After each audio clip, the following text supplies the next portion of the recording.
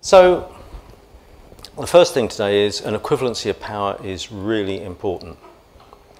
But let's say you are working on, with a client, and you're in a very difficult situation, you can't figure out what's going on. You're in the swim of it. Well, I'd like to bring in a sort of an area from the outside. It comes from transaction analysis, and some of you will know about this. And this is the simplistic model that I'm going to draw on. One particular part of transaction analysis is called ego states. By the way, Simon, I've forgotten to look at the clock. I have no idea where we are in terms of time. So, I'm all right so far? Good. And I do tend to sort of drift off, and that's one of Simon's great horrors, that I'm going to start going off somewhere else. But so one of the things that a chap called Eric Byrne, can we go to Eric Byrne's side? We've got one, we do. Eric Byrne, a fantastic guy in the 1950s, wrote this amazing book called Games People Play. I don't necessarily suggest you buy this and read it. It's a bit of a dated read, but there's a whole practice of psychotherapy based on transaction analysis. And transaction analysis is about understanding the interactions, the transactions between people. One part of this, and we've only got time for one small part today, is about ego states. And so I want to introduce ego states to you. And this is a fantastic, really useful with couples, and it's really useful within clients and agencies. So what I'm going to do is I'm going to talk about ego states like they apply to me, and then I'm going to relate it to the world of advertising. Yeah, and I'll bring that to life, and then we'll describe how it plays out. So, I'm sure there's something else I'm supposed to say here. Never mind. We'll figure it out. So, Eric Byrne said that at any one waking moment, walking down the street, here in this room, we're in one of three ego states. And for those of you, by the way, who know this, listen up again and see if you can find a difference, and then pick out where you've got differences with me and bring it up later on. So, any one waking moment, we're in one of three ego states. The first ego state is the parental ego state. And because I haven't seen the slides before, I'm going to have to turn around. Yes, here we go. So here, we're living out the brought forward feelings, beliefs, and behaviours that we've taken in as a small child from our parents. It's like, we ingest the experience of our parents or our parental figures in life. And we kind of make up a story around, well, they're doing that because, and we kind of bring that into ourselves. And it comes into two forms. The first form is the nurturing parent. Did it say nurturing? Yeah, good. Nurturing parent. Oh, by the way, there is a handout on this. You don't need to take loads of notes. You can just go with the flow on this one. Okay, there is a handout. So the first form is the nurturing parent. And, today, if somebody's done really well in the office, I might say, hey, well done, that was a great presentation. Really good. Or if one of my kids does something, hey, babes, that was fantastic. I'm really, and you get that kind of feeling of nurturing, of care and support. And then there's the critical parent. And the critical parent is me saying, I've told you 3 times to do that. Why have you done it that way? Or when my kids were small, I've told you 4 times, 2 hands on the glass, or whatever. One of my kids always dropped everything. She became a planner, so I'm not too sure. Does that? I'm not sure. Never was going to be an account man, right? Yeah, I've lost my track on that. Yeah, she tried account man and said, no, I don't want to do that. No, I'm much more of a planner. So that's the parental ego state. Then the child ego state, and the child ego state has also got 2 parts. The free child, and the free child, I suppose the best thing is to describe this is, when I was a kid, I grew up by the seaside, and there was long grass. And I used to pretend to be an aeroplane through the long grass. And this is a place of creativity. It's a place of freedom. It's a place of using our intuition. And it's often the place where our creative teams are when they're doing their work, at free child. And today in the office, we might have a bit of a laugh, we might go to the pub, and that is us in free child. Then there's the adapted child, and particularly when I was a kid and I'd done something wrong, and I used to do things wrong a lot, I get ticked off and I feel very small and ashamed and wrong. And I can still do that today. If we make a mistake, and we do make mistakes and things go wrong, or if I do something in the family that's not quite right, I can feel just that same shame, that same smallness, that same wrongness, that same, you know, embarrassment I did. Okay, I can feel like that today. And then there's the adult to adult. So very much about the here and now. Thank you, Simon, for pushing the button. Very much about the here and now. We could say we're on the first floor of 44 Belgrave Square, and there are 95 of us in the room, and Paul is speaking. You know, there has no emotional tone here, whereas the parental ego state and the child ego state, these do have an emotional tone to them. The here and now, the adult to adult, doesn't. So I introduced this model to couples because what we can see is that a dynamic can play out between them. But I'm first going to introduce you to the idea of how it works between clients and agencies.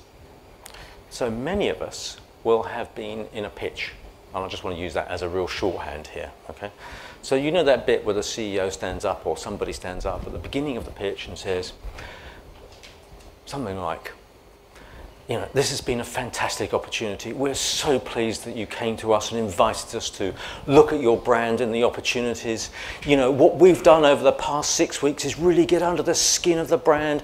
We've found some insights that are amazing, and we're going to bring these to life in a way that's going to make you weep with joy, or whatever, okay? You know, that kind of thing. I'm sure you've seen something like it, or if you haven't directly, you will do, okay? At some point in your career, you're going to go, oh, God, I wish you'd shut up. You know, it's that kind of thing. Well, in effect, what happens is, if that CEO is not really careful, what happens is, by the way, most of that communication comes from either the nurturing parent ego state, the kind of, you know, we're looking after your brand, or the child, the free child, we've got some really great ideas. But if he's not careful, well, in fact, what happens is, really what he's saying is, or she's saying is, please give us your business. Please give us your business. Just leaking out, and this is very subtle, there will be a shift into the adapted child ego state. Now, what's really interesting about ego states is that if you move into one particular position, and let's say it is the adapted child ego state, you give the client very little choice. You direct them to respond from the critical parent. It's very interesting things that happens. And if you go back to that couple, the more she worked at it, the more she was, you know, I'm really doing my best here, you know, I'm trying to make the right choices, the more he was invoked into becoming a critical parent. In other words, she was denying him the opportunity to shift in his response to her. And that's what we get in client agency relationships. And you know that situation where you are feeling slightly on the back foot. Maybe the presentation hasn't gone that well. Maybe they really didn't like it. But whatever's happened, you've had a bad meeting with them. And you get in the taxi, or you get in the train, or whatever it is, and you go, or maybe it's just in that meeting room, they've left the agency. And what happens is you start to say, oh my God, that was terrible. You know, they wouldn't know strategy from the hole in the road, you know. Oh my God. And did you see how she responded and rolled her eyes? And he, blah, blah, blah, okay. All that kind of stuff. I don't know, maybe it's familiar to you, maybe it's not. Maybe it's just a thing in my day. But what happens is that, you know, psychologically, that's really useful. Actually, from a point of view of bonding with each other and making yourselves feel good, that's really useful psychologically. It helps the team. But it embeds the adapted child ego state. Okay. Unconsciously, and this is very subtle, okay, there is a fucking hell, it's just not right about it, you know. God, we've done all that work running at a very low level. It's like a background music track. And that's what you take back into the agency. And then when you go back to the client, unless you're very, very careful, that same prevailing ego state will come out. And all it needs is for you to say something subtle like, and I'm sorry, we don't have time to do lots of detail on this today, but something subtle like, well, you know, we've really done our best to take on board your, you know, your feedback last time. We've done our very best to take on board, right? Those very words can, because they come from, we've done our best, you know, we've done our best, can invoke a critical response. And sometimes, you know, if you've been in meetings where the client said, wow, I really like the idea, and then by the end of the meeting, they've torn it to shreds, check on what you've been doing as a team subtly to invoke their criticism. Okay. So it's a much bigger study, just this one part of ego states, but it's a really, really useful one.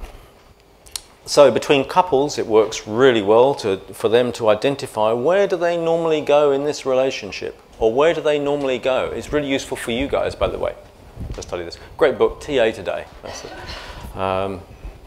Actually, if I think about it, it might be a bit heavy weather, but I still think it's really interesting, or read the handout. Now, we know this works between clients and agencies. We had a fantastic example of this in the US. Very big global client, and they were very big spender in the US. And there was a very senior abusive client. And this particular client was a female, and she had the team on the back foot, the agency team on the back foot, completely dominated them. And it was a really uncomfortable experience for them, to a point where the team change was phenomenal. They just couldn't hold people here. And there was a breakdown, a nervous breakdown, and the agency team, in one of the agency team did everything they possibly could, absolutely everything. In the end, they complained to the company's HR department to say, you've got to get your person out of this team. Got to do it. Nothing happened. Absolutely nothing. And of course, they were doing more and more, like the, I have no idea where we are on the, doing more and more from the adapted child. We introduced them to ego states, and what they were able to do was to cross the transaction. They were able to move, instead of, I say move, respond to the client from the adult to adult. So instead of coming along to meetings saying, well, we've done our best, and you've really, blah, blah, blah. Actually, they were able to name the facts and stay grounded and stay present in what was happening and note what was happening. And check my voice, it is a different kind of delivery. It's much more measured, it's much more here. And as a result, over time, they gave that client choice not to be a critical parent, to come and meet them at the adult to adult. And after that, they were able then to build a deeper relationship. And by the way, the relationships, they need to have a bit of child, they need to have a bit of parent, and they need to have a bit of, adult to adult. And it was a transformation. And that was a really good use of TA. So the steps on this and how to use it are in the handout, which is over there. It's a flyer. So for those of you who want to see that, it's called Relationship Games. It's free this morning for your 30 quid. Okay, that alone is worth. Okay, so take one with you if you're interested. And there's a load more. There's so much more from the world of couples therapy, the world of organisational change, which I also studied, that will help you as account people to illuminate what really happens and to be better account people. So we've done with the ego states. We talked about the importance of power. Some agencies, when they come along to us and say, we've got a problem, so they say, well, we've tried everything to change. So we're now moving on to change. Have we got this? Yeah, it's creating condition. It's brilliant. They said, well, we've tried everything. We can't get the client to change. It's just not possible.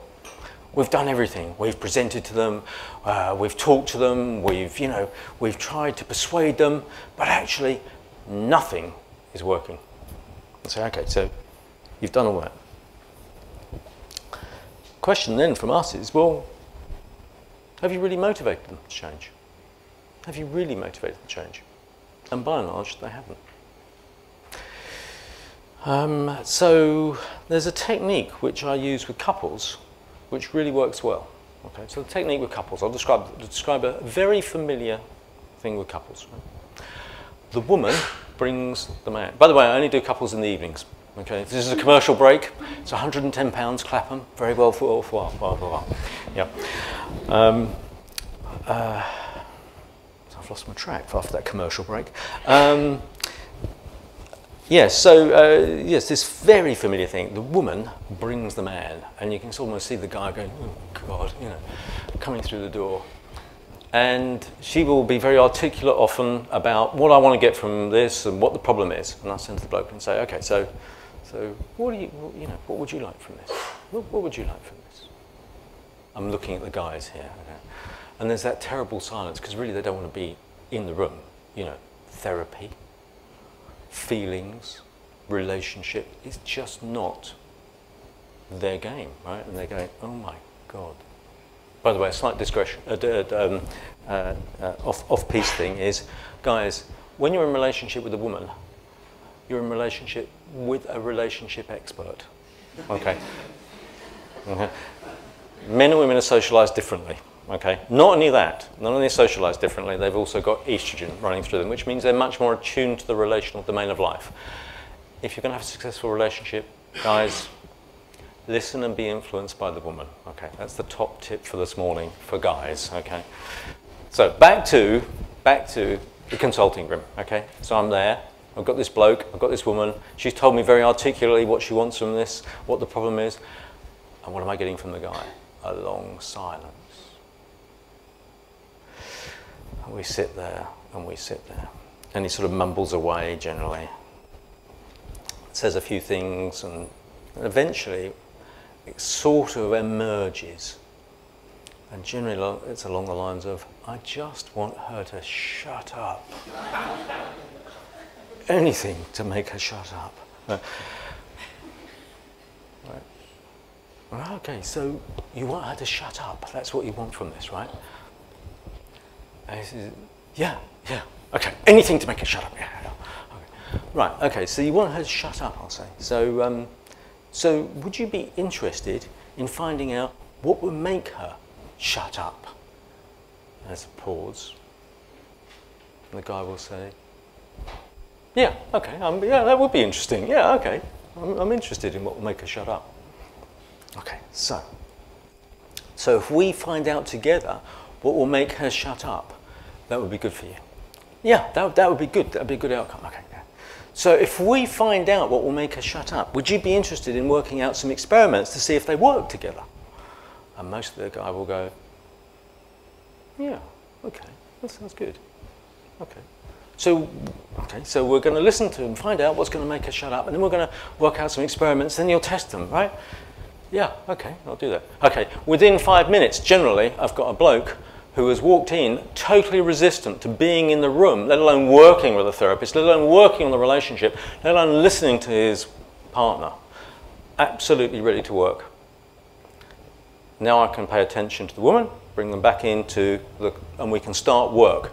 By the way, if I can't do that, that's a contraindicator to a likely successful outcome, and I probably won't work with them. Okay, so it's as clear as that. So if they're motivated to change, that's good. If they're not, I won't. So that same thing works between clients and agencies. You know, you say, oh God, I've got a client that won't change. So I'll give you a kind of example of how you can use this, okay? So maybe you've got a dysfunctional client, maybe it's a whole client team, and maybe this is something for somebody else in the team, but this is something you can practice at any level in some way, okay? But at a sort of slightly higher level, you might say, if you've got a senior client, you say, well, you get them into a one-to-one, a bit like I would, into a room, and you say, look, I'm guessing next year's sales targets, whatever they are, brand targets are really important to you, is that right? They're going to say, yeah, bloody right, you know, it's really important, next year is really, really important. Okay, so you've got one yes.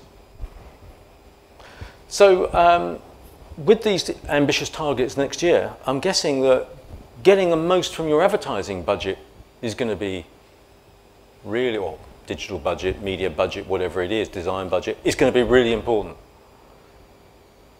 Yeah, they're going to say yeah. By the way, if they say no, you can report them back up the chain and say you've got somebody that is not interested in the brand here, or whatever it is. But you've got 2 yeses. So I'm guessing then, given that your targets for next year are really important to you, getting the most from your budget is really important to you, getting the most from the agency is really important to you. Yeah, they're going to say it is. Getting the most from the agency is really important. Okay, so you've got 3 yeses now. So then the next thing you can say is, so with that in mind, getting the most from achieving your targets, getting the most from your budget, getting the most from the agency, would you be interested in learning about how to get more from us and getting the very best from us? Mostly, they're going to say yes. Now at that point, and by the way, this inquiry needs to come from the adult to adult more than anything else. At that point, you need to set up a separate meeting, I would suggest, from a move into that separate meeting in the adult to adult with a pre-prepared, this is how you can get the best from us. And that is the way that you can motivate clients to create change. Now you can adapt that same principle to anything that you do at any level. Okay. So just briefly then, just to recap, I've talked about the need for equivalency of power, the use of ego states, of which there's a handout, and then no client is impossible to change if you motivate them.